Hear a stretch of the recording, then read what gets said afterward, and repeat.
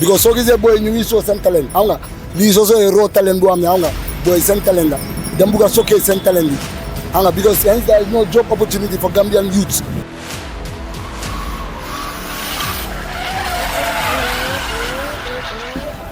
Drifting is never a sport. Well, if you look at Olympic, there is nothing like drifting in Olympic.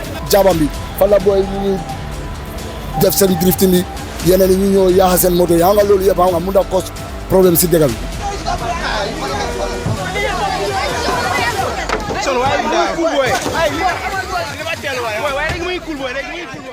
Welcome back to Nice Gambia. Here we come again with another interesting and exciting street interview as we always do. Today we are here to engage with the people.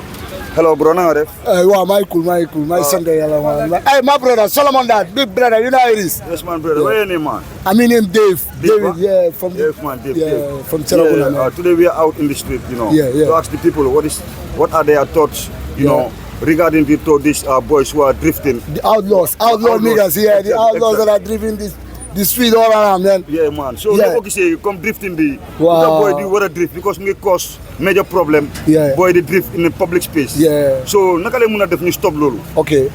One, like I will have to give first and foremost the advice to the government.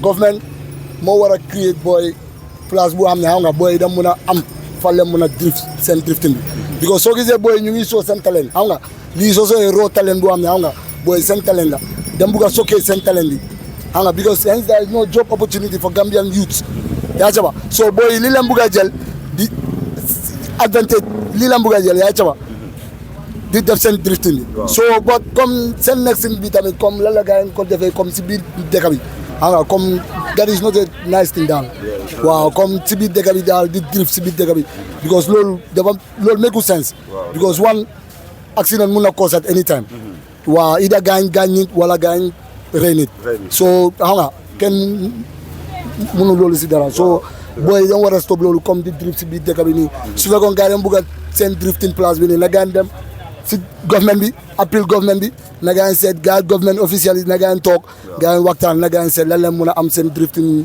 place bi xam nga loolu mooy best solution man loolu laa mun a waaw fan la mun a def seen waaw c'est la speed xam nga waaw fan la mun a def seen drifting waaw because loolu la booba painful sax because déma sax maa ngi dégg benn story bu am xam nga benn boy moo tampon accident benn jigéen xaw ma jàkkari mbaxal la waaw laa turguna soo déma ma riit boobu loolu barakaat yi déma tamit nekk si jabam bi fan la boy ñu ngi def seen drifting bi yeneen ñu ñëw yaaxa seen moto yi xam nga loolu yëpp xam nga mun na cause problème si dëkk bi so loolu man dinaa advice boy yi daal na gaañ bàyyi drift si biir dëkk bi daal su fekkoon gars yi dem bugg a drift na gaañ dem fu am ne wala comme is an open space waaw na gaañ sokkee seen talent bi foofu waaw xam nga government bi na gaañ jox boy place fu am ne wala dem mun a drift ak na gaañ jox youth yi liggéey youth yi amul liggéey den sona den over sona bro bi laa wala tax dëkk bi boy wala every day ñun fii si marché bi ñu ngi over complain bro ñu ngi over complain xaalis amut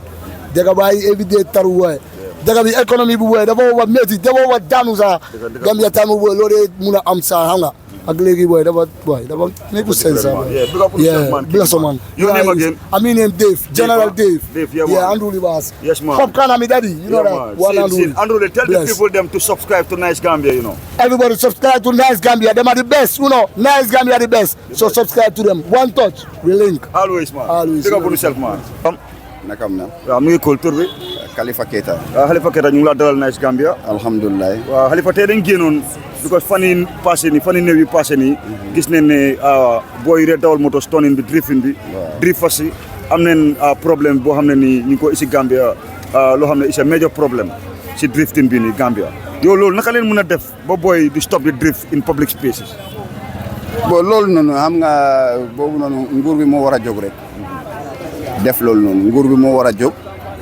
taxawal bu dëgër pour loolu na mun a stop même si fekkee sax mun la ko stop ñu uti place c'est seulement pour ñoom rek nit yi fu mu munte nekk ñu dem def ko foofu noonu xam nga fii nii ñun suñu yoon dafa tuuti ba moto yi dafa bari boo soo waxee rek yow diggante yoon bi nii yow nga ñëw round xam nga people ñu ngi dox seen tànga pour romba mun naa ñëw lor keneen loolu yëpp am na parce que am nga gars yi dana xalaat ko bi yëf soxor la du yëf soxor ñoom driver yi boppam sax ku ko ñëw dawal ñoom boppam sax seen safety la parce que bii nii mun nga laal nit nga dem si mile two c'est fliss chase we mun nga laal nit nga rey ko nga dem tëdd ko surtout boo xale bu ndaw mais lu mu leen ñaan pour ñoom ñu déggoo xool nguur gi dem si nguur gi ñu ute leen place fu yaatu mun ngaa daw ndanga nga dem foofu noonu soo demee foofu lu la nee def ko foofu noonu doo disturb kenn du la ñëw mun a bàyyi mais si biir dëkk bi dëgg-dëgg yàlla ñu seet ko bu baax si biir dëkk bi kon dëgg-dëgg yàlla même Europe fu ñu ko defee Europe sax nekkul ñoom sax duñ ko def si biir dëkk bi ñoom dafa am seen place seulement fu ñu ko war a defee. soo léegi naka la booy war a mën a def drift fas yi ñoom seen boppa booy. waaw ba ñu mun a bàyyi loolu because dem nañ foofu noonu jaabang di def drifting foofu ba jotee ndaw yi jaabang yi foofu noonu soo ban message nga amal booy. man message bu ma am fu si loolu noonu am nga loi dafa am. booy mistake nan yu ñu jóg fene ñoom fene mistake nan parce que nit bul jël xol rek nga def ko yeneen yi depuis boobu ñu gis ko war nañ taxawal moto yi boobee ñu taxawal booy si yóbbu leen ko si loi yàq-yàq bana am parce que yàq-yàq su amee rek même wax bi sax su fekkee dinañ ko defar yëpp day du mën a defaraat yaa ma dégg ba booy yi foofu la ne mistake tuuti rek mais booy yi fene luñ ko def ñoom ñu xam fii si biir dëkk la waroon ko def foofu noonu ñoom fene force ñoom fene yàq nañ loi bi foofu noonu ñoom fene yàq nañ loi bi mais booy yi jóg pour attaquer leen fene ñoom duñ la attaquer gars yi dafa des tuuti war a ngeen jóg ngeen mun ngeen tey moto bi ngeen bara moto bi mais bu leen dóor kenn bu leen laal kenn ngeen yóbbu ko si loi lii leen def fii loolu mooy doomu Gambia lii leen def fii ba lii du yoon nguur gi dafay jël yoonam lu mu war a def mais lu ñu defee ni toj moto jàmbur yi lii nii yëpp c'est beneen problème la comme man maa nga suma kaw dëgga maa ngi ko fay suma right mujje bi ma loos suma right loolu mooy nekk ñoom loolu leen def suma gis-gis waaw jërëjëf sa waxtaan am na solo ñu ngi laa jaajëfal bro thank you very much thank you Khalifa Keita Khalifa ñu ngi laa jaajëfal chief driver ok jërëjëf respect to you Khalifa mo thank you man loolu la wax nga lu bro ñu ngi laa nuyu di la dalal Nice Gambia baaxee ñu tur bi man Modou Gueye laa tudd. Modou Gueye tey dañ génnoon pour waxtaan askan bi because fan yu néew yi passé nii gis nañ ne jaabang drift office ñu fa dee dem di def drifting in public spaces amoon nañ problème ak youth si jaabang yi ba jot nañoo toj seen moto yi so loolu naka lay mën a def loolu ba drifting in public space mu war a mën a stop waaw loolu de man xalaat bu tuuti rek laa si amoon nii rek waaye defe naa ne xalaat boobu dina nekk lu am solo it is because of dañ war a try hôtel booy place boo xamante ne nii dafa nekk place bu open place bu sound because of inter school si nga dee gis nii xale yu ñu dee def is unsafe léegi dañ dee ñëw ba Westfield fii nii comme di fa stunt police yi ay para dañoo romban nii la ñoo nekk di xoolee xale yi te loolu urut Gambie fii lu fi nekk is risqueful ñun yàlla rek moo ñu dee jàppale. asalaamaaleykum bro nuyu neen la. waaw fay nañ la sëñ bi. ñu ngi laaj tur bi di la dalal Nice Gambia. man la Ibrahima Gueye. waaw Ibrahima Gueye. jërëjëf waay Ibrahima Gueye. Ibrahima Gueye ñu ngi laa nuyu. waaw ñu ngi laa fay yow naka nga gisee loolu ak lu ñu war a mun a def ba booy war a stop drifting in public spaces. dëgg la waaw loolu daal lu ma si gis moom suñ demee ba waxtaan seen nguur bi ko saf ñoom ndax ña loolu moo nekk seen choice bon nekkul loo xam ne lu safety la tam moo tax kenn du ko jël di ko caaxaane waaye suñ amee seen own place bu ñoo demee defee loolu so loolu daal moo doon idea bi nga xam ne yow loolu moo nekk sa choice loolu nga dem def so man daal loolu moo nekkoon suma idea waaye comme right now nuñ ko doxalee ku si luwaa téye daal daf la war a teg si loxo daal waaw but right now nuñ ko doxalee naay si dara daal waaw man loolu moo doon suma idea daal Yeah, hello brother. Yeah, how are you? Yeah, I'm fine bro. What's your name? Musa. Musa, today we are out in the street to ask the people what is their thoughts about the drifting because it's a major problem in town nowadays. So what can you explain about the drifting? Drifting is never a sport.